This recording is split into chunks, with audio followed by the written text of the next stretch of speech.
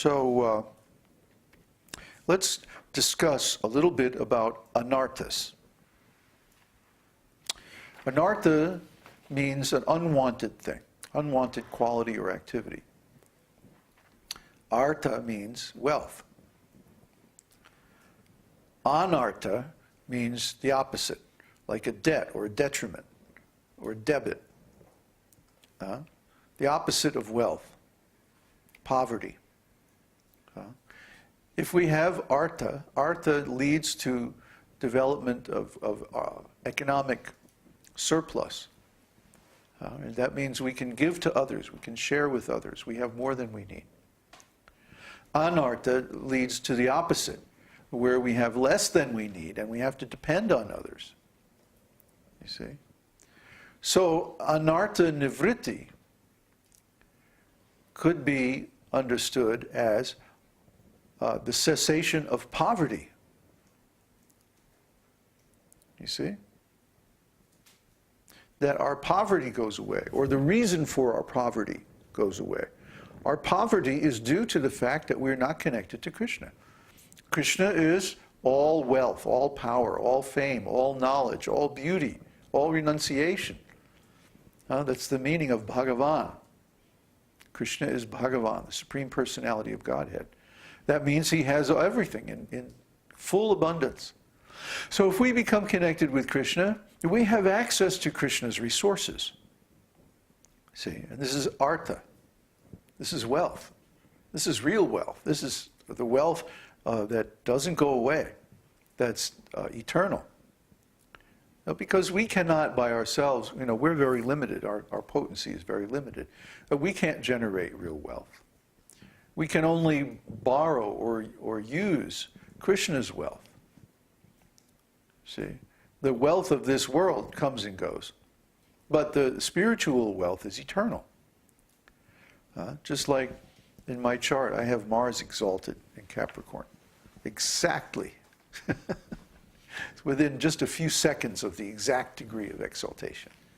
So when astrologers look at my chart, they go, wow, Mars exalted in the 10th house. Man, you're rich. You aren't you? Yeah, you're rich. Uh-huh. All right, yeah, you are. And I say, no, I don't have that much money. But they say, well, that's what it means.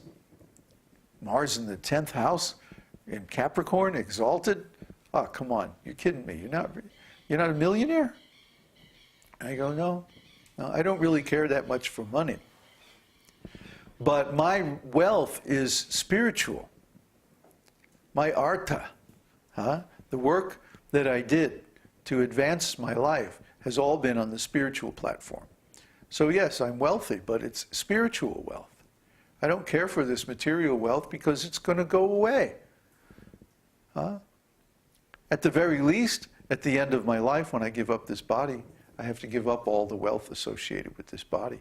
But the spiritual values that I have accumulated and accrued by my devotional service stay with me forever. Try to understand. They don't ever go away. They're never lost. So that's real wealth. That's real wealth. And because I have that wealth, even though I don't have a lot of money, I can spend my time giving knowledge and tools, conceptual tools, and wisdom to others, and helping them in their devotional progress, in their spiritual life. See, I don't have to worry about my spiritual life. I've already got the result of a lifetime of devotional service, and I'm satisfied. So I don't need to worry about that because I have artha, I have wealth. See, I'm a wealthy person. So wealthy people, what do they do? Like Bill Gates, he starts some big foundation for giving away charitable donations.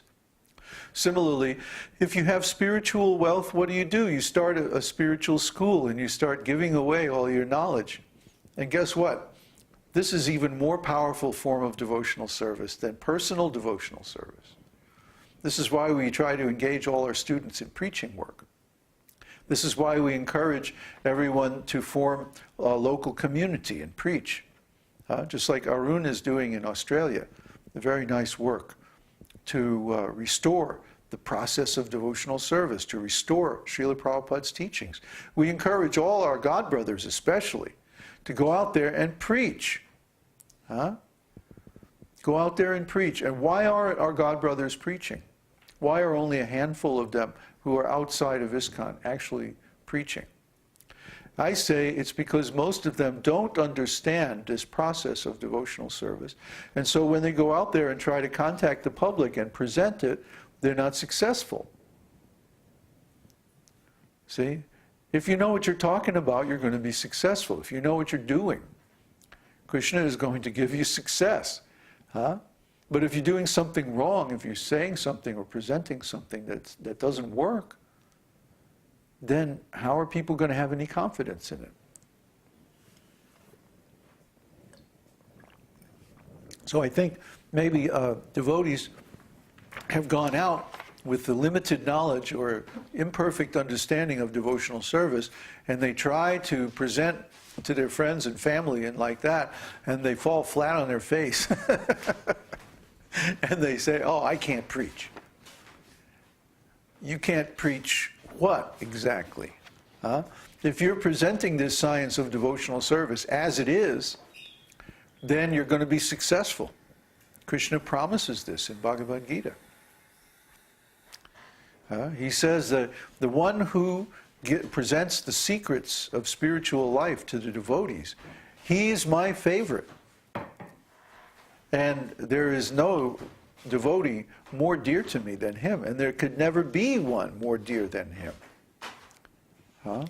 So he gives full facility to the devotee who's preaching. Thing is, we have to preach accurately. We have to repeat Krishna's message as it is, without changing anything. And most of the devotees have not heard Krishna's message as it is, because they've been listening to the leaders who don't have self-realization. They've been listening to leaders whose qualifications are only political, organizational, who got voted in by some committee. You have to kick out that imperfect understanding and go back to Srila Prabhupada's books and understand them the way they are. I think the tripod is a little loose, so it's slipping. Yeah. They have to go back and reread Prabhupada's books and look up the words in a dictionary and use the original definitions, not the changed definitions from ISKCON leadership, because that's what they do. They go through and they change the meaning of the words. That's why we discussed that subject in the very beginning of the class today. So these are all anarthas. Anarthas means misunderstanding or bad things or things that lead to failure, to poverty, instead of to spiritual wealth. Artha means wealth.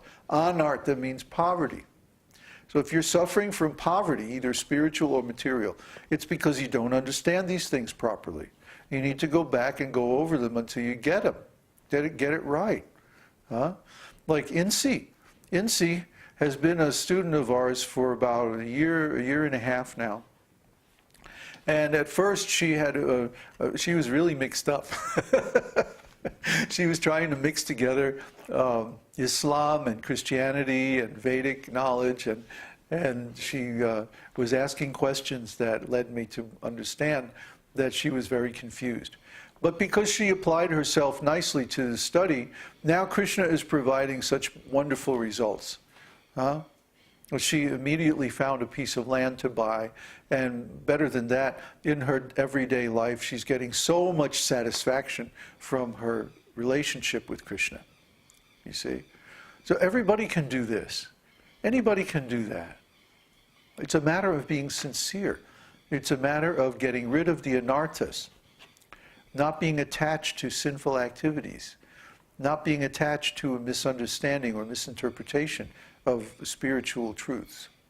But going back to the original subject, the original sources, and getting a clear, accurate understanding of the actual process, and then doing it.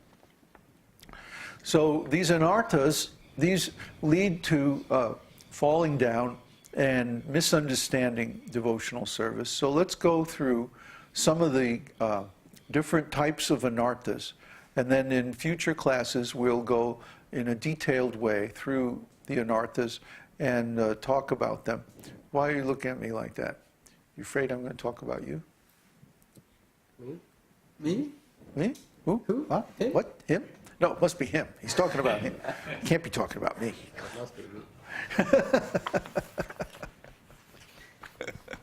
So, okay, I'm reading from the Bhagavad-gītā, which is a summary of the Nectar of Devotion by Raghunath Das Goswami.